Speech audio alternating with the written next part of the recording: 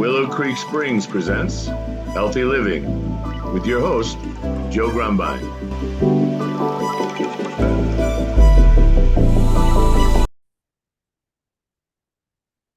Well, hello and welcome to the Healthy Living Podcast. I'm your host, Joe Grumbine, and I have a very special guest with me today, and her name is Kina. And she's going to be performing at our Holistic Health Symposium on October 19th. And I'm really kind of tickled because I've heard so many good things about you. And we have a mutual friend who brought you to us. And well, just welcome to the podcast. And I'd like to hear a little bit about you and the work you do. Wonderful. Thanks so much for having me. My name is Kina Lyn Muir. I am a multi-instrumentalist, performer, recording artist, and teacher in the Portland, Oregon area. And as you said, I do a lot of nonprofit work as well. I do a lot of food rescue. I have a little urban farm where I grow lots of food for the community. I do a lot of community feedings and preparing food boxes for folks with transportation barriers who are experiencing food insecurity. And then my own nonprofit that I founded is called Make Waves, and that's a music education nonprofit to further equity in music education for students and their teachers. Well, that sounds amazing. First of all, I'm looking at you. You're in Portland, Oregon, and I see sun out. So this today must be a special day. It is. It's a very special fall day. I actually have a song I wrote all about that, about Nice. when the fall comes back to Portland and it finally feels like home again. Nice, nice. Yeah, well, I'm in Southern California. It's going to be over 100 degrees for the next week, and that's what fall is like in California. Went to high school in Santa Barbara. I'm Okay. familiar not with the heat. Familiar with that pocket of perfect weather all the time. Yeah. Exactly. Yeah. Santa Barbara is one of those special places in California that don't exist a lot, but it'll be a lovely place to grow up. Kind of like San Diego. It's got that just sweet spot. So it sounds like, where I come from, I've got a nonprofit called Gardens of Hope, and we have a botanical garden and a small farm that we worked on this property for 30 years. And we just started our nonprofit a couple of years ago. It looks like about the same time you started Waves. And our focus is on garden therapy and the idea that the nature and the gardens are healing by their own self, in addition to all the things it produces. And so we work with special needs groups, and we have a mental health group that comes out, and we created a program called ecotherapy, and we're really just starting to blossom, and that's where the Holistic Health Symposium came into. A friend of mine who has a mushroom business where he makes the medium that mushrooms grow in, and they do culinary and functional mushrooms. He was my neighbor next door to my business, and we were starting to talk and become friends. And the next thing is, he came out to our property and brought his family, and it was like, whoa, this is a pretty neat place. And then he hit me up. He's like, hey, can we do an event? And that blossomed into this thing. We'll talk a little bit about that later. Yeah. But your farm, your garden, and your interest in making sure people have food. When we talk about health, food is probably one of the most important factors that are required to have health. And you are in a world in Portland, Oregon, where there's a lot of people that are homeless, a lot of people that have not the access to the things they need. And it's kind of an odd place because there's not a huge amount of people in Oregon, but a lot of them are in Portland. And I don't know, the way that the thought, I don't know, the mindset of the community has always been kind of like, everybody can come and do what they want, but that doesn't always work. That's true. I've been to Portland, and I've just seen this gigantic homeless population that rivals LA, which is horrible. And so, yeah. And then what do these people do? Like, you think about it, you got thousands of people that are sleeping in, it's crazy. In Portland, they've even rolled these giant boulders under the bridges so they can't camp out under the bridges and have protection from the rain, which is prevalent in Oregon. Yeah, they have a lot of anti-houseless landscaping, different things they do here and put into practice. It's pretty gross. Yep. So tell me a little bit about your farm or your property. Tell me what got you. You look pretty young, so I'm wondering, how did you get involved in that? Well, I just turned 40 this year, so not that young. Yeah, pretty young. Well, so I bought it. Was very fortunate as a musician, kind of an anomaly, one that was able to buy a home. Nice. Good for you. But so it's just been just over 7 years. And we're a little bit outside of Portland proper. And so we got almost 3/4 of an acre here. Nice.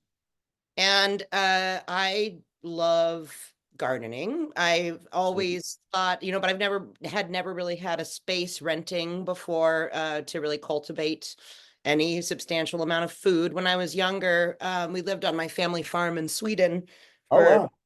for a few years growing up, and we grew food there, but just recreationally, not, it's Right. a farm in definition of it. Right.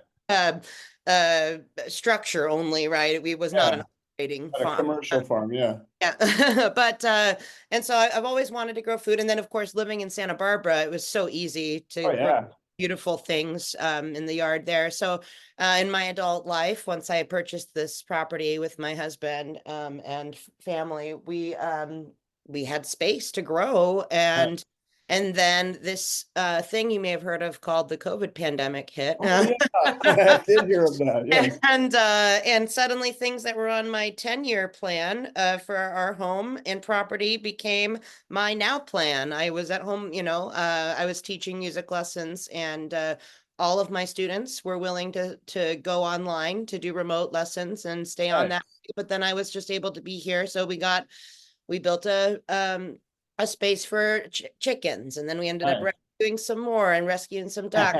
And we have like my wife. And then we have lots of large canopy trees. We have some the house we live in was built in 1888, so there's trees that are equally old. So we have very large canopy native trees. We have about 9 Doug firs, I think, that are all over 100 feet, and a ponderosa pine that's like 130 feet tall. And so, as you might imagine, with the storms that come with living in the Pacific Northwest, we'd have branches that would fall. So I actually took burlap that I was able to rescue from outside of a coffee roasters over in industrial Portland, and I put it down and killed a whole bunch of grass in the large front yard and built a mandala garden. And that's kind of where it started. I have this big mandala garden that consists of, let's see, 12, there's 12 beds around it, and then a circular bed in the center. I just started growing food. And so that all started was escalated by the ability to be at home during the shutdown. No, I want to throw an idea at you. I don't know if you've thought about it or whatnot, but when you have lots of branches that fall down, I mean, you got a couple of choices. You can burn them, you can do other things with them, but I have lots of trees on my property, and we chopped down a bunch of palm trees and had tons of palm fronds. And as you know, they don't like to compost very well. They're kind of a pain in the neck. But I made a hugel culture, and it works fantastic. I'm in year 3, and it is really just starting to go very well. And I would highly recommend it, even on a small scale, just to experience it, because that wood takes a while to break down, but it's this great water battery. It's a great source of nutrients. And yeah, so I did an experiment that was inspired by hugel culture over the last few years, in which we had all of this debris from the trees. And so I actually went to this place in Portland called the Rebuilding Center, and I bought old doors. Oh, nice. And I like your style. Yeah, and I cut them in half, and I made 3 gigantic beds out of doors. And then I just threw all the sticks and pine cones and debris in there, and then I add doing like lasagna over it, and I just let it sit there for 3 years, and then broke the doors apart. And I had the most beautiful, rich soil. Exactly. And it doesn't even matter. People think, oh, it's fur, it's got all these toxins. Yeah, it does.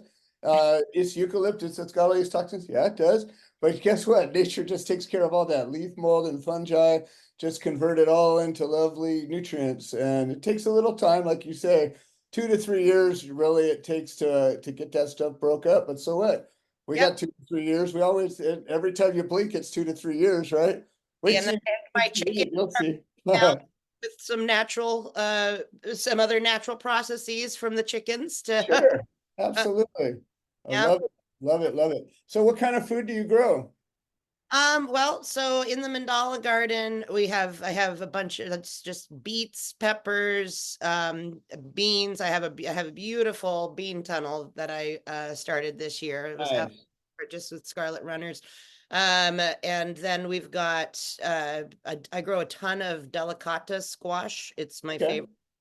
And an eggplant, so just a variety of vegetables there. Oh, and then there's a bed that's all, Brussels sprouts, onion, garlic, and yeah. So just, and then in a separate area, I have an entire box that's dedicated to cucumbers, different cucumber varieties. And then I got my grandpa and my great grandpa, they living up in Seattle area when I was much younger, before they passed. They used to grow tomatoes in tires to insulate old car tires. Okay. And keeps the ground a little warmer so the season can last a little longer. Yeah. And so I've got my tomato tires, and then I have a winter squash box as well. All right. Pumpkins and different hardy winter squashes. Nice. So, yeah, and then we have a bunch of fruit trees. I have a bunch of berry bushes. It's all very I have to be a little artistic about it also. So it's all full, and their gardens are kind of sprawled around the property. And I think you're gonna love Gardens of Hope because it's kind of a food forest. There's just like there's kale and broccoli growing a lot amongst the ornamentals, and I got a little stream bed, so I plant all kinds of stuff along the stream bed and just use the space and intermix things all over but we have herbs and ornamentals and vegetables all living in harmony. That's exactly right. Yep. And I have the same in like flower beds right in front of the house. There are peppered with rhubarb and dill, and all sorts of things. So I love it. I love it, love it, love it. So we have a mutual friend, Bobby, who's heavily involved in food distribution, and I suspect that might be how he met you. It is. So, I've been working with Bobby for more than 10 years in various different nonprofit programs. I have a human rights group that I ran for almost 20 years, and I met him while we were trying to help a guy avoid, a horrible court case in Kansas, and we were both advocating for this guy, and that's how I met him. And so we've just have so much in common that we've just been working together on one level or another, multiple levels actually. And he got involved with this food distribution a few years back, and I've been watching that really blossom. And I've been up to Oregon a few times and helped, been with him while we were driving around dropping off pallets of stuff to different places. And it's really neat to see that happen. Like, in California, I'm sure we have things that are kind of like that. I know there's a lot of pantries and things like that. And I don't know how it works. I've been fortunate enough that only once in my life was I broke enough that we had to go and hit a shelter. But I know what it's like, and I've lived in my truck when I was a youngster for a period. So I've been homeless before and know what that's like. I mean, I always had a job. I always, was able to take care of myself, and I had a truck to live in, but I was only a breath away from not having that. And that's the thing, like, when you have a little security, it's a whole different life than when you don't. And even having a job that you're working for somebody, well, you don't know, maybe tomorrow you don't. And you got a truck, well, that's great as long as it's driving, but if it doesn't drive, it's not much good to you. And so there's all these things that when, you're closer and closer to destitute, you have a whole different, they call it Maslow's hierarchy of needs, where, if you're being suffocated, you're not thinking about water, and if you can breathe air and you don't have any water, you're not thinking about food. And, it goes on and on until maybe you live a life where you don't have to worry about much. But when you're living in that state where food is an issue, the cortisol levels are running, you're probably not sleeping right, you're lucky to get enough nutrition in you to be even a little bit healthy, but you probably aren't tapped into some good healthcare anyways. So it's a lot of factors involved that people don't think about. And I just think that kind of work is really noble and good, and it's important. And like what I'm doing with Gardens of Hope is we produce more plants than we can grow. So when people come and volunteer and participate, I offer, hey, take some plants home, grow your own garden. It's Garden of Hope is wherever you are. It's not just on my property. And so little by little, people are, starting to grow, and then they come back, oh, I killed my plant. Well, take another one.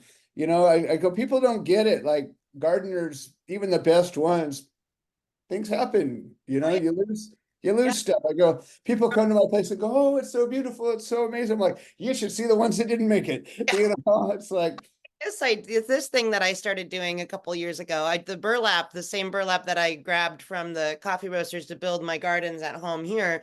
I would take them in a milk crate and put gardening soil in it, in some really nice mix from my compost at home, and I was planting starts, making little vegetable gardens that were mobile for the houseless folks that I serve. And so yeah. Because I do a lot of direct support, and so I made some little mobile vegetable gardens with like a Nice. plant and a tomato plant, and just That some is things that awesome. I'm yeah, gonna borrow that idea from you. I think that's a fantastic idea. I yeah. got these special needs groups that are always looking for a project, and I think that's a great little project that we could make really easily. And I love that, by the way. My daughter is autistic, and so one of the missions of Make Waves, my music education nonprofit, is to create more access for folks who are disabled and experiencing, neurodiversion and neurodivergence and different whatever it is, that I'm just creating more access, because as a parent, it's frustrating to feel like there aren't a lot of options. It is so rewarding working with these people. I have one group that is out of high school, they're 18 to 21, and the second group is 20 to 50. And it's a wide, people, I get why they call it the spectrum, because it's this, same, whatever you want to call it, condition, disorder, whatever it is, but it can be from you can barely tell to barely functioning. And it's all essentially the same thing, just different levels of it. And we have all types, some that are, need a special handler to help get them into the garden, and others that you would go, wow, there's just not a darn thing wrong with you, until whatever that little trigger happens, and you're like, oh, I can see your glitch, but so what? That's exactly the problem with functioning labels, not to get too off topic, but because we how what we as a neurotypical person might consider, or society as a whole, like might I think see. it's more society as a whole. Yeah, exactly. See as something that's high functioning. It might be there's something that's invisible that is not Right, qualify as that. And so the functioning labels are actually very detrimental to right, folks trying to access services, totally, I get it. it's a very tough world. The eye of society is not kind nor built for folks with differences. Fortunately, there are some of us freaks that like the people that aren't like those others. And frankly, such a rewarding, where you can find it all, it's all right there, it's all in the eyes. And when you're working with these people, you can get it when they get it. All of a sudden their eyes just light up. There's this thing. It doesn't matter if they can talk or not. It doesn't matter if they're chatty and can't stop talking. It doesn't matter if they twitching their hands or rocking or whatever the heck their thing is. you all of a sudden you see, hey, look, you did it. And they're like, yeah. And they, And and it's just the experience of it all, and having access yeah, have those experiences. That's exactly what we're after with Make Waves. I It's just love it. folks have the opportunity, regardless of their level of income, or we just have everything, trying to break down every barrier so that it's just available for all children. Yeah. I love it. Well, let's get into Make Waves. I mean, you're coming to me as a musician, and of course, as a gardener, I couldn't help with that part there, but and it's super important. Anyways, it's all super important. But I believe that, like just as garden therapy, whether you're walking in the garden, meditating, doing art, or whatever it is, it's therapeutic. But music is the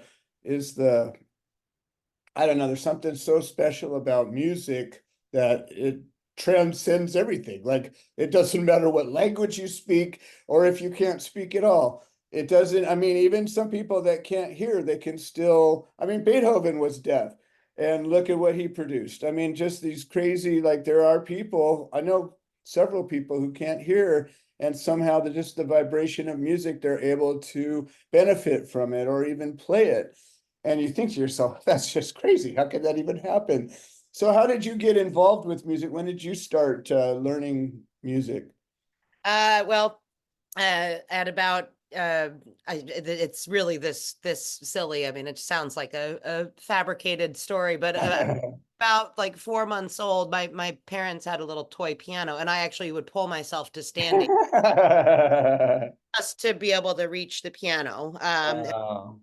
And so they started taking lessons at 3 years old. I started taking just little fun piano lessons, and then I just kept playing. And music runs deeply on both sides, my mom and dad's side of the family. But my mom's dad, my grandpa, who's passed now about 10 years ago, he was a music teacher, and that was his everything, and he was like a union guy, musicians union. He was in the barbershop quartets, and Wow. he was the kind of guy, he would just sit down at a piano, you could hum a tune, and he would just put I love it. it. He just was incredible. And so in the fourth grade, they brought the instruments around to the elementary school, and I wanted to play the bass, but my elementary school only had full-size basses Oh, available, geez. which obviously no fourth. I called my grandpa and I said, hey, you know what? If I want to play the bass later, what should I play now? And he says, oh, go play the cello. And so I said, okay. So I started playing the cello, and then I never left it. I just added more and more instruments, Wow. but the piano was my first instrument. Cello is my primary instrument. Now it's what I went to music conservatory to study, or cello. Cello is such an amazing instrument. It can Yeah. reaches so deep into the soul. It's like a big violin almost, just the way. Yeah, I mean, it is essentially, and Yeah. they say cello is the most similar in timbre to the human voice, which is why so Yeah. can connect to it on a more emotional level than other Didn't instruments. know it. Yeah. You can really get in touch with the music of a cello. I've always envied people that can play multiple instruments. I played piano as a kid, and I was actually pretty good at it, but I was a kid, and I was one of those hyper kids that today would be on medicine, but when I was a kid, they didn't have the medicine. So luckily they just kept us busy. And I was naturally good at it, so that meant I didn't have to try too hard, which wasn't good because I didn't try too hard, and I still got away with it. And then so I played for a few years, and then it wasn't, you can't take a piano around with you so easily as you could. And I kind of wish maybe I stayed with it, because I would wish I had that skill. And I've sat down at a keyboard, and I still remember some songs I used to play from way back, but it's just the time that it take to do that. And I've chosen a different path, but I just have always, music is it's that thing that can just touch anybody. Like, if you are not touched with music, you got to go, well, wait a minute, like what's really wrong with you? Because you're probably a psychopath or something. I mean, I'm just saying, like, there's something about the vibration of music, like you said, even the resonance or the tone that our voice is all music. It's every word you say is musical. It's there's no way to make a sound that's not musical, right? Right. I agree. I agree with that. That's what I tell people who say that they can't carry a tune. Said Yeah. I agree. Yeah. You might be a little out of tune, but you can still carry a tune. We have ways to work on that, but yeah. Sure. So yeah, I like I mentioned earlier, I grew up for a time in after we moved back from Sweden, I lived in Santa Barbara there, and I was actually a very avid tennis player also. So I was in uh 1998 when I was 14 years old, my dad and I were ranked #1 in the United States for father-daughter. Whoa. I was like very serious, and I'd go Wow. play tournaments and so then at that time I was also just kind of deciding, did I want to go the tennis pro, like go try to turn pro in tennis, or was I going to focus on music, because music was important to me, and I chose music, and so I tested out of high school and went to the music conservatory in San Francisco for performance, and that's honestly, a large part of that was because I was pretty hard on myself, and I didn't want to live a life of competition. But then I got to the music conservatory, and guess what? Nothing but competition.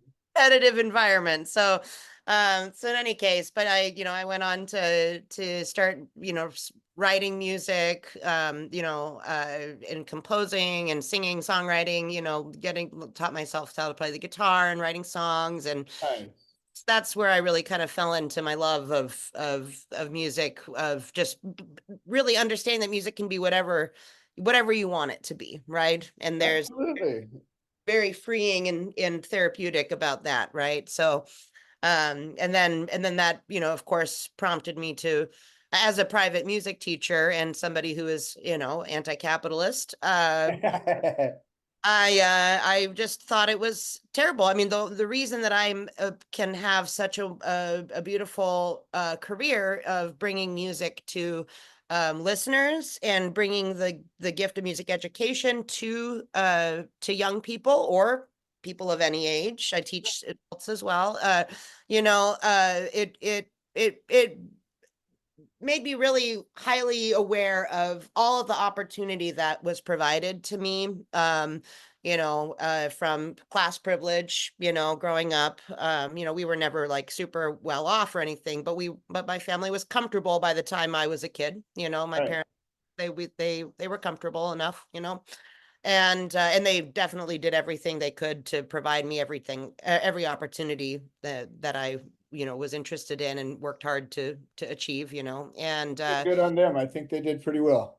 yeah, I think so too. And so then it kind of I felt like it behooved me to create access for kids who don't have that opportunity. There's lots of opportunities out there for scholarships if you prove that you're really good and dedicated to something. But how do you ever reach that point if you're not given the opportunity to just try things, right? And so 100%. Yeah. that's when I founded, the Make Waves as a program under a different nonprofit that I was served as the vice president of, that formed in 2020. And then when it dissolved in 2023, we incorporated as our own 501c3 because we were serving all these families. And now we're just kind of, we're just expanding. We're poised to do some big new things.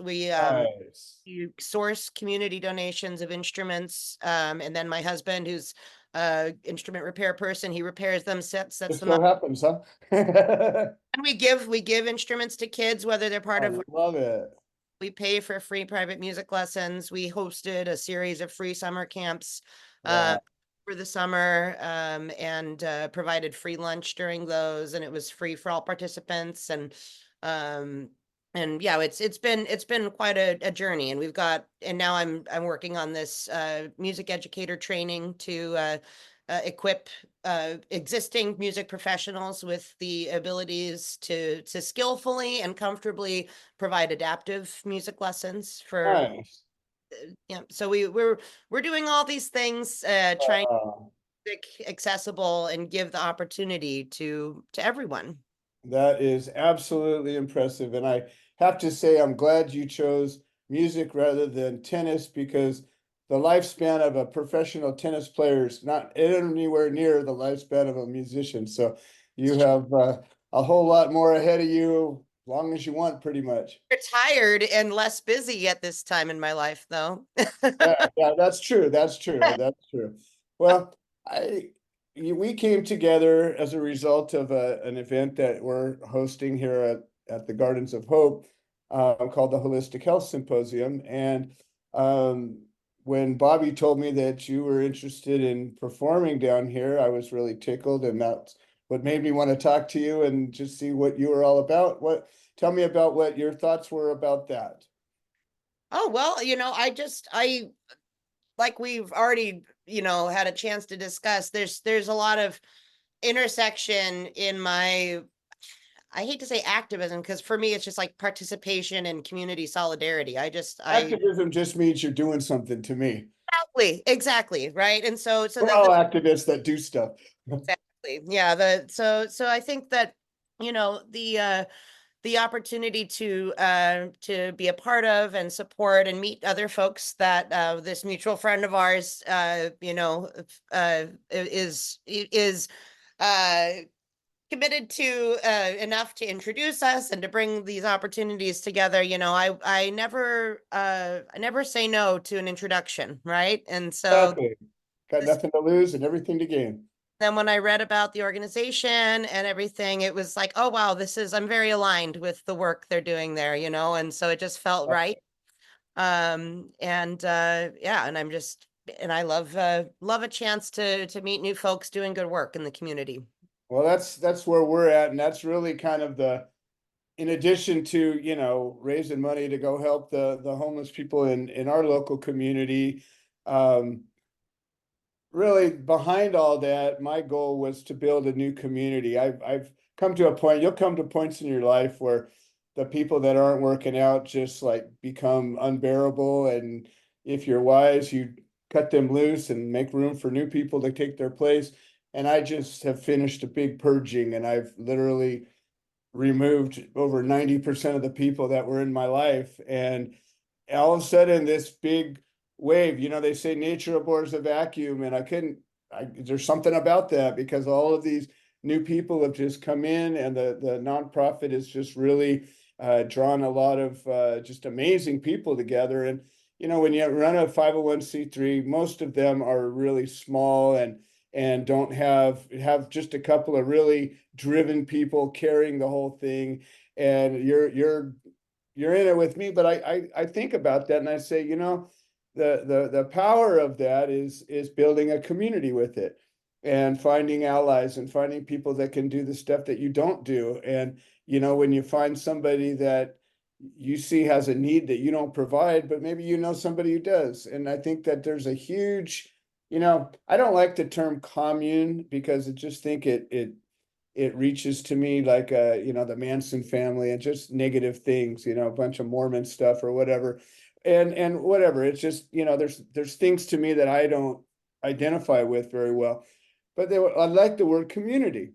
I think that is all the good without any of the negative. And that's really become my key word of the year is community, and just building a group of people that have a lot in common and have harmony and synergy, and with in some way, shape, or form a goal of raising up humanity and making the world a little better.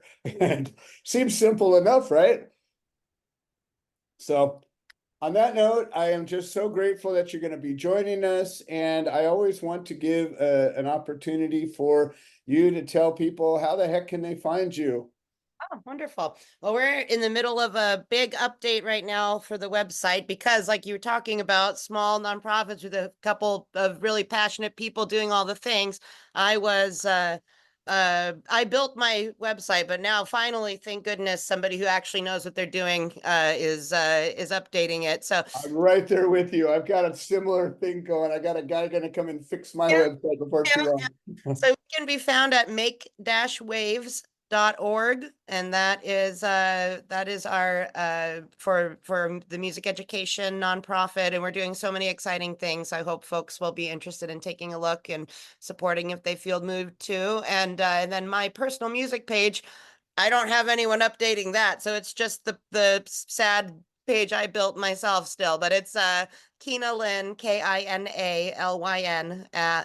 .com. So yep. Excellent. And frankly, if they can find you, that's what it's for. So That's yeah, and we're on the socials as well. there will be a link to your page on the podcast episode when we publish it. And I hope people that are listening take time and pop in and at least say hi, ask some questions if you need to. Well, Kina, thank you so much for joining us today. And I can't wait to meet you in person. I can't wait to share my garden space with you. And good on you. You've done a great job. I'm looking forward to working with you in the future. Thank you so much for having me, and I'm looking forward to meeting in person as well.